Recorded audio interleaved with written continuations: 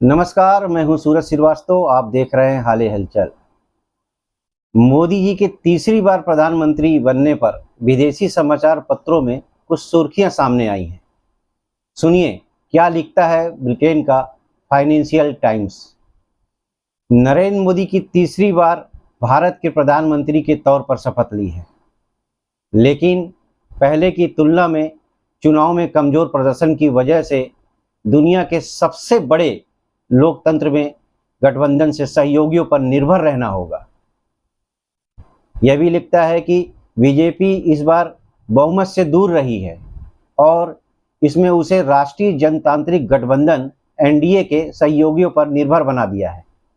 पिछले एक दशक से शासन कर रहे नरेंद्र मोदी को करारा झटका दिया है, लिहाजा अब उनके सुर नरम हो गए हैं और उन्होंने आम सहमति से शासन चलाने की बात की है। यह भी लिखता है, लंदन में थिंक टैंक चैटहैम हाउस में सीनियर रिसर्च फेलो चितगी बनर्जी ने अखबार से कहा है, मोदी जी को आम सहमति से शासन करने का अनुभव नहीं है।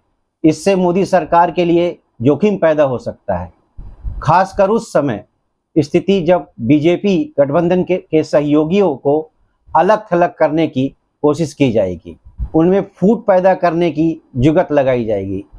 इसी तरह एक और अमेरिकी अखबार न्यूयॉर्क टाइम्स ने भी लिखा है, नई दिल्ली की राजनीति फिजा बदल चुकी है और मोदी पहले से विनम्र दिख रहे हैं। मोदी के अंदर परिवर्तन दिखने लगा है।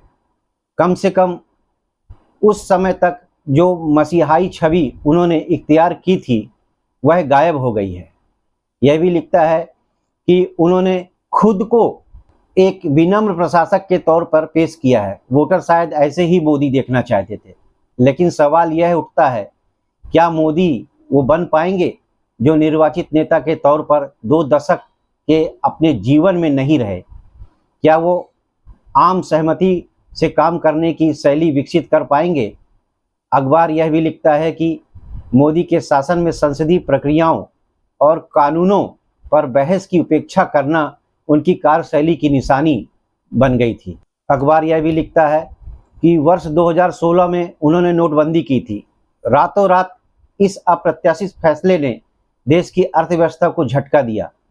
इसी तरह कृषि कानून के मामले में उन्हें अचानक पीछे हटना पड़ा था। चुनाव नतीजे आने से पहले मोदी की पार्टी ने भविष्यवाणी भी की थी, उनका गठबंधन भारत की 543 सीटों वाली संसद में 400 सीटें जीतेगा।